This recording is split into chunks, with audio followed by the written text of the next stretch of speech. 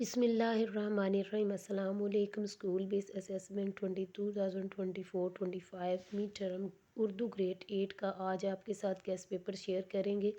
تو سب سے پہلے جو MCQs ہے وہ ہے اسماء اور ضمائر کی تذکیر و تانیث کے اعتبار سے درست جملہ ہے، تو یہ آپ لگائیں گے بی پہ، آپشن پہ ٹک لگائیں گے۔ پھر اس کے بعد دوسرا جو سوال ہے بادل کی گنگرج سے، یہ آپ نے لگانا ہے آپشن بی پہ ٹک۔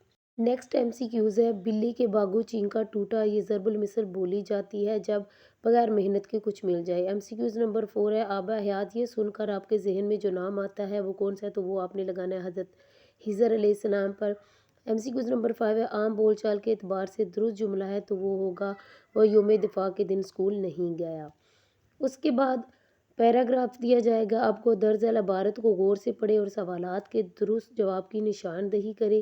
یہ آپ نے سارا پیرا رموز و اوقاف کی علامتوں سے لے کر یہ سارا اینڈ تک آپ نے مشتمل ہوتی ہے، یہاں تک پڑھ لینا ہے، غور سے پڑھنا ہے، اور جو نیچے دیے گئے جو سوال ہے ان کے آپ نے جواب یہاں سے ڈھونڈ کے لگانے ہیں۔ تو سب سے پہلا سوال ہے رموز اوقاف کا آغاز کیا، تو اس کا آنسر آپ نے لگانا ہے اہل عرب پہ۔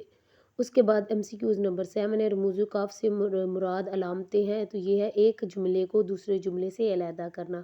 اس کے بعد MCQs نمبر 8 ہے عبارت کا مفہوم بدل سکتا ہے، تو اس کا صحیح آنسر آپ نے لگانا ہے رموز اوقاف کا استعمال نہ کرنے سے۔ سوال نمبر 9 ہے رموز اوقاف کے فوائد کون سے ہیں، تو اس سے عبارت سمجھنے میں آسانی ہوتی ہے۔ سوال نمبر 10 ہے ووین کی علامت کا درست استعمال ہے، قائد اعظم نے فرمایا کام کام اور صرف کام۔ اس کے بعد سوال نمبر 11 ہے درج ذیل شعر کی تشریح آپ کو کرنی ہوگی، تو شعر جو ہے وہ میں آپ کو پڑھ دیتی ہوں۔ پت جھڑ کی رت میں پھول کھلانا کمال ہے، پت جھڑ کی رت میں پھول کھلاتے چلے جاؤ، بدلے